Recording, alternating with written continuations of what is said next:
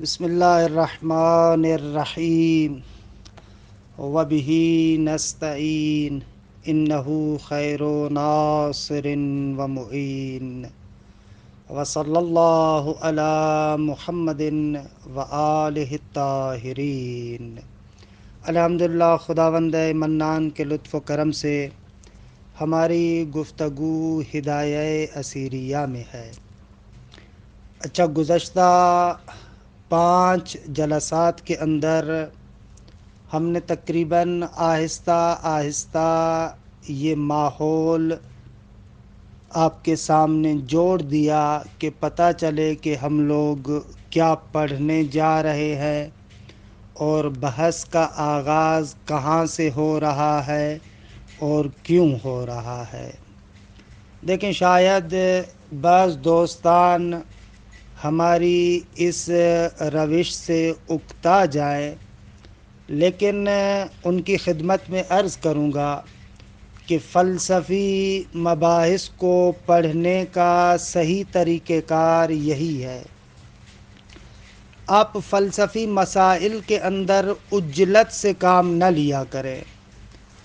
یہ ذہن میں نہ رکھیں کہ جلدی جلدی میں بس کتاب ختم ہو اور ہم یہ کہیں کہ یہ کتاب ہمارے لیے ختم ہو گئی۔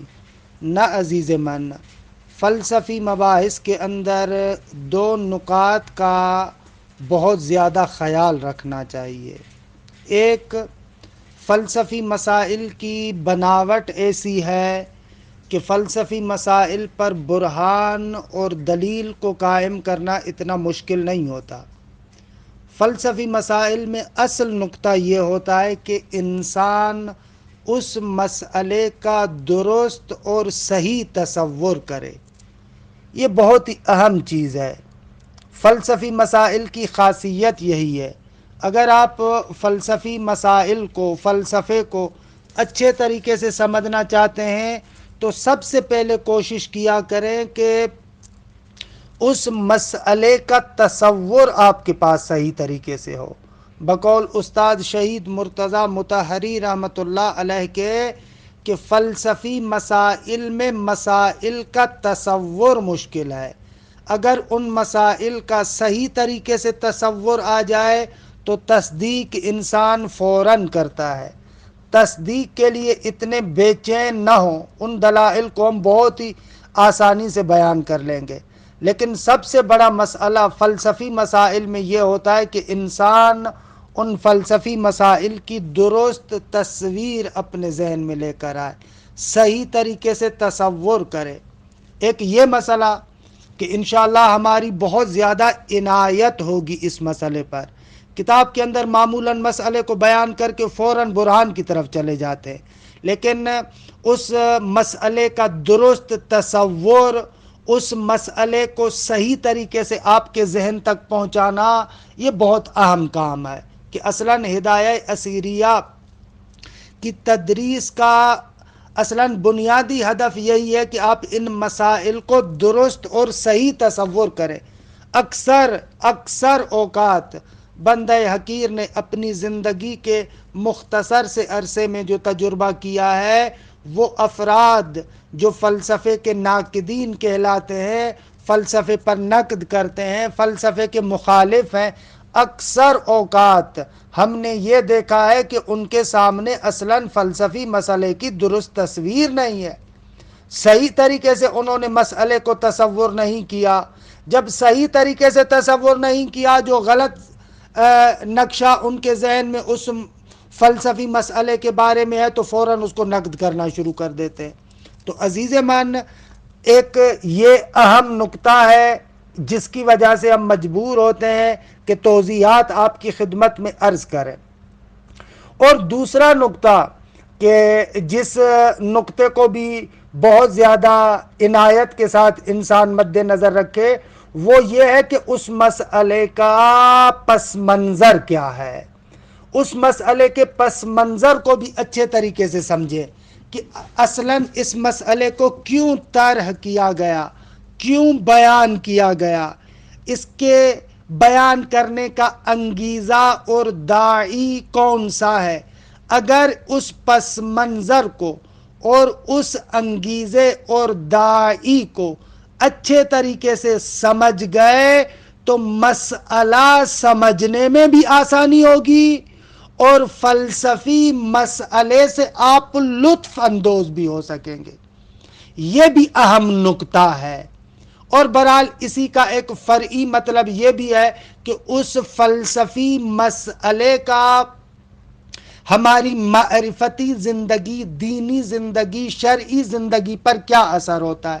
ہمارے معارف جو دین نے بیان کیے ہیں ان معارف کے اندر اس فلسفی مسئلے کا رول اور کردار کیا ہے، اس کو بھی اگر ہم بیان کر لیں تو ایسے سمجھیں کہ نور علی نور ہو جائے گا. لہذا ہم مجبور ہو رہے ہیں کہ اصل مسئلے میں وارد ہونے سے پہلے اس فضا کو آپ کے سامنے بیان کریں، اس فضا کو ترسیم کریں، وہ ماحول آپ کے لیے جوڑیں تاکہ آپ جب کتاب کے اندر وارد ہوں تو باقاعدہ بصیرت کے ساتھ وارد ہوں. البتہ یہ بھی کہہ دوں، آپ کو بہت زیادہ تنگ بھی نہیں کرنا چاہ رہا، کیونکہ کتاب کا آغاز ہے. آغاز کتاب کے اندر بالاخر تھوڑی بہت معطلی ہوتی ہے، تھوڑا بہت انسان معطل ہوتا ہے. آہستہ آہستہ جب کتاب کے اندر ہمارا ورود ہو جائے گا تو پھر آپ دیکھیں گے انشاءاللہ سرعت کے ساتھ اس کتاب کو چلائیں گے. بہت زیادہ آپ کو اذیت نہیں کریں گے، بہت زیادہ آپ کو پھنسائیں گے نہیں. لہذا ان مباحث کو سننے والے سے ہماری یہی جو ہے وہ کیا گزارش ہوگی کہ تھوڑا بہت تحمل کریں، صبر کریں، اپنے مزاج کے اندر دھیما پن پیدا کریں. جلدی میں اکتانے کی ضرورت نہیں ہے، جلدی میں پریشان ہونے کی ضرورت نہیں ہے. فوراً یہ ذہن نہ بنائیں کہ کتاب سے پہلے اتنے لمبے چوڑے ان کے جلسات ہیں، پتہ نہیں کتنے جلسات ہوں گے. نہ عزیز من، انشاءاللہ آہستہ آہستہ آگے چلیں گے، سرعت بھی آئے گی، جلدی میں مباحث میں بھی ورود کریں گے، لہذا پریشان نہ ہوں. پس کتاب کے آغاز کی جو فصول ہے، فصل اول جزء لا یتجزا کے بطلان کے بیان میں، فصل ثانی اثبات حیولہ کے بیان میں، فصل ثالث اور فصل رابع تلازم بین الحیولہ و صورت کے بیان میں ہے. اچھا، اس مسئلے کی جو فضا ہے اس پس منظر کو روشن کرنے کے لیے عرض کیا کہ دراصل ان 4 فصول سے ہمارا مقصد یہ ہے کہ جسم طبیعی کی حقیقت کو آپ کے سامنے روشن کریں. حکمائے مشاء، فلاسفہ جسم طبیعی کس چیز کو کہتے ہیں، اس جسم طبیعی کی حقیقت آپ کے لیے روشن ہو. لہذا ان 4 فصول کو ہم یہاں پر بیان کریں گے. یہ پس منظر ہے ان 4 فصلوں کا. اچھا، فصل اول میں جزء لا یتجزا کے بحث کی طرف چلے گئے. عرض کیا کہ اس بحث کی طرف بھی گئے ہیں تاکہ جسم طبیعی کے بارے میں جو حکماء کا نظریہ ہے، ان کے نظریے کے جو رکیب نظریات ہیں ان کا بطلان مقصود ہے کہ انشاءاللہ روشن ہوگا. اچھا، خوب، بحث کا آغاز یہاں سے کرتے ہیں. دیکھیں، انشاءاللہ آپ بعد میں علم الہی کی بحث میں پڑھیں گے، ماہیات ممکنہ کو کلی طریقے سے 2 قسموں میں تقسیم کرتے ہیں. جسم طبیعی کی حقیقت کو بیان کرنے کے لیے یہ مقدمہ ذکر کر رہا ہوں. ماہیات ممکنہ کو جو بیان کرتے ہیں کہتے ہیں یا جوہر ہے یا عرض ہے، یا آپ نے منطق میں مقولات عشر بھی پڑھے، یا جوہر ہے یا اعراض نوگانہ ہے، کہ اعراض نوگانہ کے بارے میں ابھی گفتگو کرنا مقصود نہیں ہے. جوہر، اس کی تعریف یہ ہے، ماہیت اذا وجدت فی الخارج وجدت لا فی الموضوع. جوہر اس ماہیت ممکنہ کو کہتے ہیں جب وہ خارج میں موجود ہو تو کسی موضوع کے اندر نہیں ہو. اسے کہتے ہیں جوہر. اس کے مقابلے میں عرض ہے ماہیت اذا وجدت فی الخارج وجدت فی الموضوع. عرض اس ماہیت کو کہتے ہیں جب وہ خارج میں موجود ہو تو کسی موضوع کے اندر ہو. اچھا، ان کی تفصیلات انشاءاللہ بعد میں عرض کریں گے. یہاں پر فقط مثال کے ذریعے سے جوہر اور عرض کو روشن کروں. مثلا انسان ہے، شجر ہے، حجر ہے، زمین ہے، آسمان ہے، ان کو کہتے ہیں جواہر. کیونکہ انسان جو خارج میں موجود ہے تو کسی موضوع میں نہیں ہے. یا دوسرے لفظوں میں ایسے بھی کہتے ہیں ایسا موجود جو قائم بذات ہے، قائم بالغیر نہیں ہے، ایسے بھی کہتے ہیں. اس کے مقابلے میں عرض ہے. عرض اس ماہیت ممکنہ کو کہتے ہیں، اس موجود کو کہتے ہیں جو خارج میں موجود ہو تو کسی موضوع میں ہو. مثلا آپ کا بیٹھنا جلوس عرض ہے، قیام عرض ہے.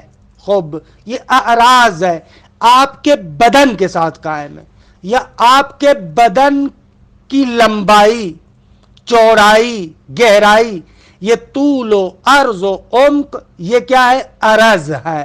درست آگا. حالانکہ اعراض کی اور بہت سارے قسمیں ہیں کہ عرض کیا کہ 9 قسمیں ہیں، کم ہے، کیف ہے، واہ واہ واہ واہ واہ، مقول انفعال تک، کہ انشاءاللہ بعد میں عرض کریں گے.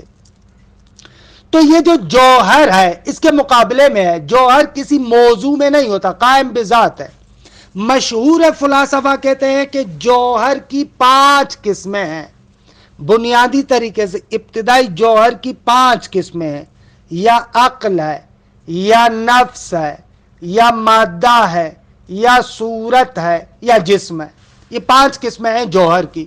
کہ ہماری بات ابھی جسم کے بارے میں ہوگی، لیکن اس جسم کے بارے میں استطراداً ان 4 قسموں کی بھی وضاحت کر دوں.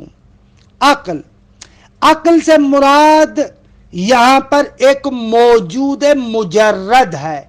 انسان کے نفس کے قوا میں سے ایک قوت عقل ہے، وہ یہاں پر مقصود نہیں ہے.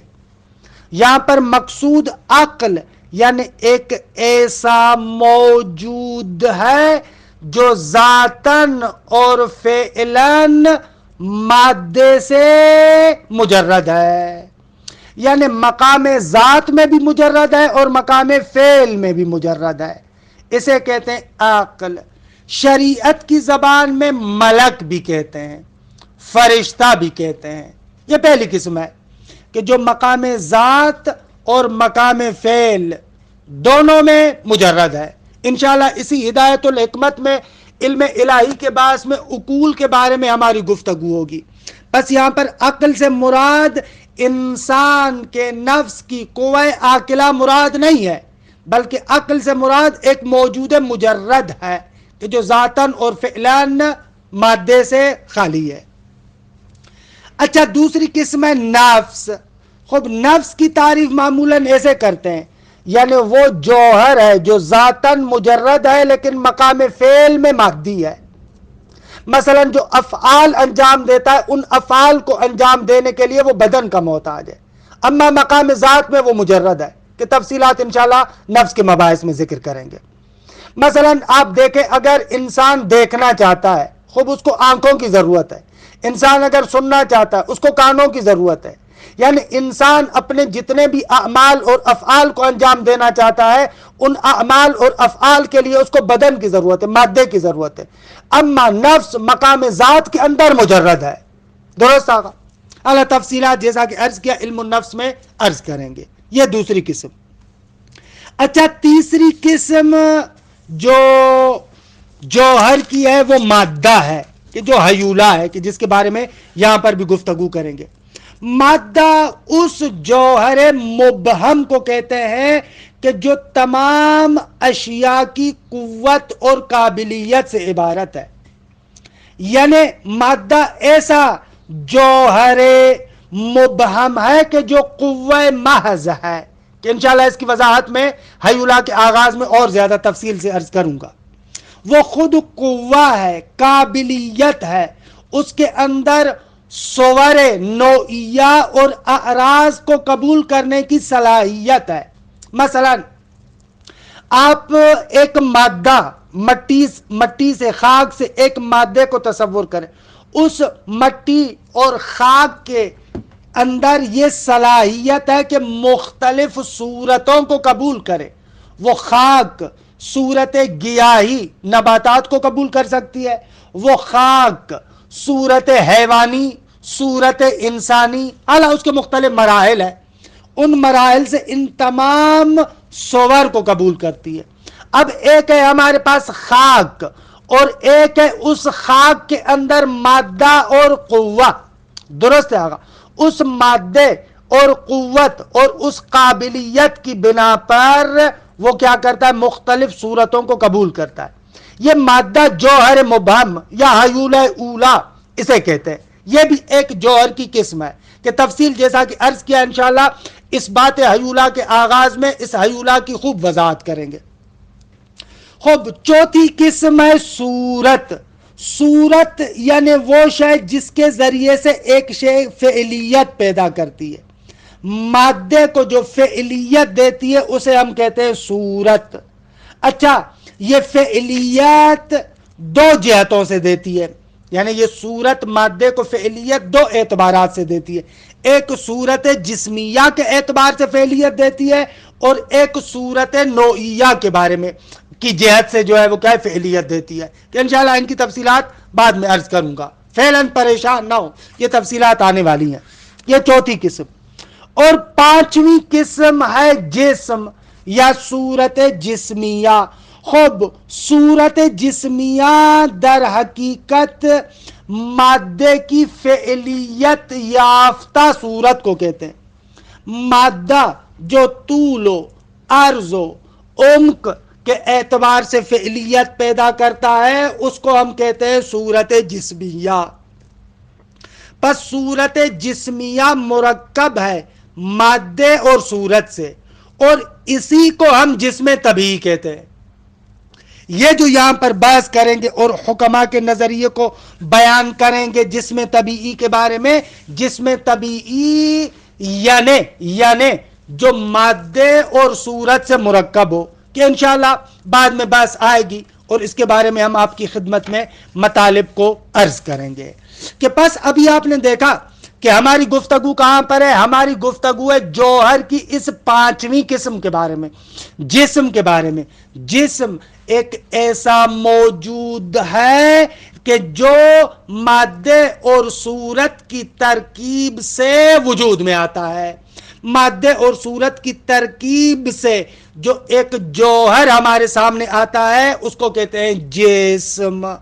البتہ بعد میں بحث کریں گے یہ ترکیب انضمامی ہے یا ترکیب اتحادی ہے، یہ ترکیب متحصل و لا متحصل ہے، یہ ترکیب بالقوہ اور بالفعل ہے، اس کا کیا مقصد ہے، کیا بیان ہے۔ انشاءاللہ فانتظر انتظار کریں، ہم بھی آپ کا جو ہے وہ کیا ہے وہاں پر تفصیلاً اس مطلب کو آپ کی خدمت میں عرض کریں گے۔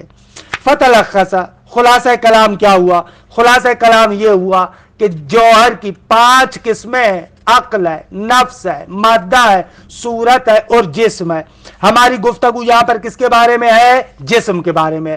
جسم یعنی حکماء کے نزدیک جو کیا ہے؟ مادے اور صورت سے مرکب ہے۔ اچھا، اس قول کو ثابت کرنے کے لیے کہ جسم کی حقیقت مادہ اور صورت سے بنی ہے، اس کے اس بات کے لیے ضروری ہے کہ اس کے جو رقیب نظریات ہیں، جو اس کے مقابل میں نظریات ہیں، ہم چاہتے ہیں کہ پہلے مرحلے میں ان نظریات کو آپ کے سامنے بیان کریں تاکہ یہ مطلب بالکل روشن ہو جائے۔ اچھا، حقیقت جسم کے بارے میں مختلف اقوال ہیں، معمولاً 4 قول بیان کرتے ہیں، لیکن جدید فزکس کو مد نظر رکھتے ہوئے 5ویں قول کو بھی ہم ذکر کریں گے۔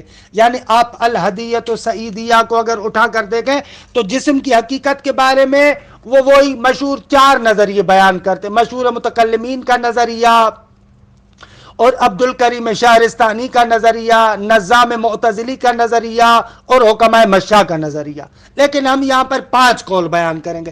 5واں قول جو زیمکراتیس کا ہے، یونانی فلسفی تھا. البتہ میرا تلفظ زیمکراتیس عربی تلفظ ہے، شاید انگلش میں تلفظ ڈیموکریٹس کہتے ہیں، شاید اس کو ڈیموکریٹس کے نام سے بھی کہتے ہیں، لیکن ہم وہی عربی تلفظ کو یہاں پر بیان کرتے ہیں، یعنی زیمکراتیس، ڈیموکریٹس نہیں کہہ رہے. اب یہ 5 قول ہے. ایک قول ہے مشہور متکلمین کا، دوسرا قول ہے صاحب ملل و نحل عبد الکریم شہرستانی کا، تیسرا قول ہے نظام معتزلی کا، چوتھا قول ہے زیمکراتیس کا، اور 5واں قول ہے مشہور حکما کا، یعنی حکمائے مشاء کا قول. ان 5 اقوال کو بیان کرتے تاکہ یہ پوری عبارات، یہ چاروں کی چاروں فصلیں ہمارے لیے اچھے طریقے سے روشن ہو جائے. پھر دیکھیے گا انشاءاللہ کتنی سرعت کے ساتھ کتاب میں وارد ہوتے ہیں. خوب میں سرعت کے ساتھ ان 5 اقوال کو بیان کرتا ہوں، پھر ہر ایک قول کے بارے میں جو نقد و بررسی ہے، اس کا جو ابطال ہے، بطلان ہے، وہ کس طریقے سے پھر انشاءاللہ آئندہ جلسے میں ذکر کریں گے، کہ تقریباً کتاب میں بھی پھر آئندہ جلسہ یا اس سے آئندہ جلسے میں وارد ہو جائیں گے. جسم کی حقیقت کے بارے میں آگا کلی طور پر آپ کہہ سکتے ہیں کہ پہلے نگاہ کے اعتبار سے آپ اقوال کو 2 حصوں میں تقسیم کر سکتے ہیں، یا جسم متصل ہے یا جسم منفصل ہے. یعنی کوئی بھی جسم کا ٹکڑا آپ اپنے سامنے رکھیں. اچھا، یہ جو ٹکڑا کوئی بھی آپ اپنے سامنے رکھتے ہیں، وہ 2 حالتوں سے خالی نہیں. یا وہ اسی طریقے سے متصل ہے، بہم پیوستہ ہے، جیسے آپ کو نظر آ رہا ہے. مثلا آپ پانی اٹھائیں نا، یہ آپ کو ایک متصل واحد نظر آئے گا، بہم پیوستہ نظر آئے گا. ایسے نہیں ہے کہ وہ آپ کو جسم کا ٹکڑا مختلف ذرات کی شکل میں ملے، نہ، ایک شیء متصل واحد کی شکل میں نظر آتا ہے. تو آیا حقیقت جسم بھی اسی طریقے سے ہے جیسے ہمیں یہ متصل اور بہم پیوستہ نظر آ رہا ہے، یا نہ؟